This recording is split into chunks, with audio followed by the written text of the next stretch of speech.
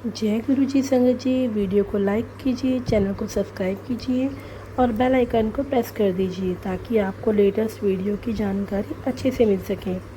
जय गुरु जी संगत जी।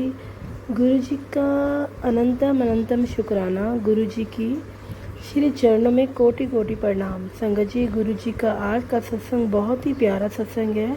गुरु जी की प्यारी ब्लेस संगत का सत्संग है। हर एक सत्संग में गुरु जी ने हमें बहुत आशीर्वाद दिया है। हर एक सत्संग में हमें बहुत कुछ मिला है। जय गुरु जी, शुक्राना गुरु जी। सत्संग को अंत तक सुने, पूरा सुने, पूरी भक्ति भाव से सुने। सत्संग को बिल्कुल भी अधूरा ना छोड़ें। मुझे पूरा भरोसा है आज के सत्संग से बहुत ब्लेस मिलेगी आपको। गुरु जी के इस सत्संग से माध्यम से आपको भी आपके सभी सवालों का जवाब देंगे गुरु जी। तो चलिए सत्संग को शुरू करते हैं। संगत जी, आज का सत्संग आंटी के द्वारा सुने। जय गुरु जी, शुक्राना गुरु जी, अनंतम कोटि कोटि शुक्राना। गुरुजी से मिलने की सलाह दी। एक दिन मैं एम्पायर स्टेट पहुंचा और प्रेम अंकल का परिचय पत्र दिखाकर गुरुजी से मिलने की इच्छा व्यक्त की। द्वार पर ही एक भक्त सुदामा ने हमको रोक लिया और कहा कि गुरुजी से मिलने का समय नहीं है और वह शाम को आए।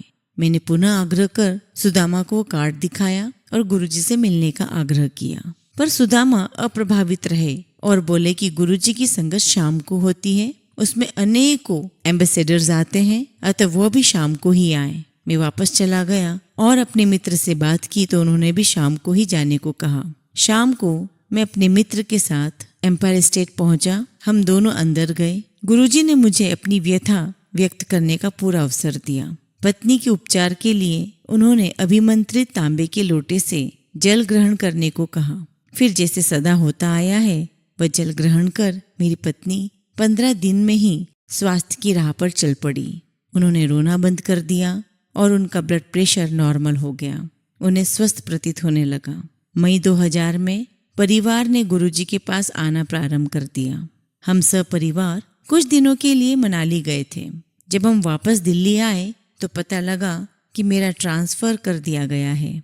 अब मुझे इंटरनेशनल एयरपोर्ट छोड़कर 15 जुलाई से नई दिल्ली में कस्टम ड्यूटी बिल्डिंग में बैठना पड़ेगा।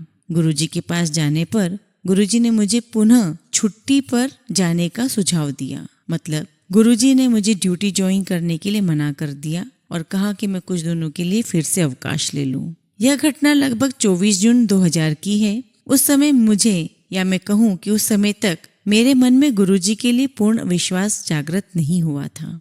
उनकी आज्ञा की अवहेलना करते हुए मैंने कार्यालय जाना आरंभ कर दिया। उसी सप्ताह कस्टम ड्यूटी डिपार्टमेंट के 48 अधिकारियों के विरुद्ध कार्यवाही आरंभ कर दी गई। मैं भी उनमें से एक था। यदि मैंने गुरुजी का कहा माना होता तो शायद मेरा नाम नहीं आता। मैंने यह समस्या पुनः गुरुजी के समक्ष व्यक्त की तो सर्वज्ञाता ने मुझे चिंता मुक्त रहने के लिए कहकर एक और समस्या की तरफ मेरा ध्यान आकर्षित किया। वो थी मेरी बेटी का विवाह। 48 नामांकित अधिकारियों में से 33 के विरुद्ध कार्यवाही हुई और सूची क्रम में मेरा और मेरे नीचे के समस्त अधिकारियों का नाम नहीं लिया गया। उसके बाद उन 33 अधिकारियों पर अभियोग लगाते समय मेरा नाम कहीं नहीं था। जय गुरुजी। गुरुजी के कहने पर मैंने अपनी बेटी के लिए वर ढूंढना शुरू कर दिया। इंडियन ऑयल कॉरपोरेशन में एक मैकेनिकल ऑफिसर के लिए एक रिश्ता आया। परंपराओं के अनुसार वर अपने माता पिता के साथ हमारे यहाँ आया। उस अति महत्वपूर्ण भेंट से पूर्व गुरुजी ने मुझे बुलाकर लड़के के पिता को सफेद रसगुल्ला खिलाने को कहा। हम सब तैयार थे। मन में ऐसा लग रहा था कि जंग जीतने जा रहे हैं। रसगुल्ला किसी भी हालत में खिलाना ही है। लड़के के माता पिता के लिए बहुत अच्छा भोजन परोसा गया। उसके बाद पहले मैंने, फिर मेरी पत्नी और बारी बारी से मेरे बेटे ने लड़के के पिता को रसगुल्ले प्रस्तुत किए, पर हर बार उन्होंने मना कर दिया। मुझे और मेरे परिवार को अब तक गुरुजी के तौर तरीकों से पता लग गया था कि जरूर कुछ बात अवश्य है। जब हम शाम को गुरुजी के दर्शन के लिए एम्पायर स्टेट आए तो गुरुजी ने संक्षेप में कहा, गुलाब के पुष्प में भी कांटे होते हैं। हम सब समझ गए कि वो लड़का उचित नहीं था और उस ओर से भी मना आ गया था। कुछ समय बाद एक और सुयोग्य लड़का हमें मिला जो दिल्ली में कार्यरत एक न्यायिक मजिस्ट्रेट थे। वह घर पर मेरी बेटी से आकर मिले और वहां से जाने के बाद मुझे फोन पर कहा कि उसे यह संबंध स्वीकार है। साथ ही उसने अपने माता पिता की स्वीकृति भी लेने को कहा। मैं और मेरा परिवार उसके माता पिता से मिलने उनके मूल स्थान भी गए, पर उनसे कोई उत्तर नहीं आया। ऐसे ही एक दिन गुरुजी ने मुझे फोन किया और अचानक ही पूछा कि दिल्ली में सबसे अच्छी चाट कहाँ मिलती है। मैंने उत्तर दिया कि उनकी जानकारी में सबसे अच्छी चाट शाहजहां मार्ग पर संघ लोक सेवा आयोग के भवन के कोने पर मिलती है। गुरुजी ने कहा कि मैं भी शाम को 6:30 बजे वहां पहुंच जाऊं। 6:30 बजे गुरुजी वहां कुछ अपने संगतों के साथ पहुंच गए। गुरुजी ने मुझे एक प्लेट ऑफर की।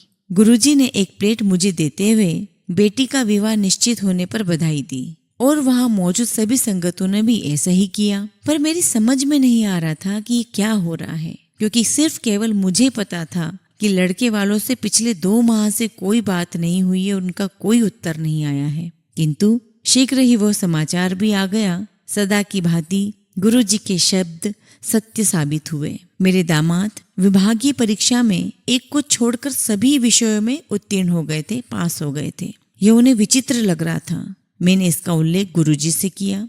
गुरुजी ने उत्तर दिया कि उसे तो सब विषयों में पास हो जाना चाहिए था। खैर, हो भी जाएगा। मुझे लगा कि गुरुजी संभवतः किसी की ओर संकेत कर रहे हैं, जिससे मेरे दामाद की उन्नति में बाधा डली हुई है। शीघ्र ही हाई कोर्ट के जजेस के पूरे समुदाय ने दामाद की परीक्षा दोबारा एनालिसिस की और उसके पक्ष में निर्णय लिया और उसे उत्तीर्ण घोषित कर दिया। वो पास हो गया।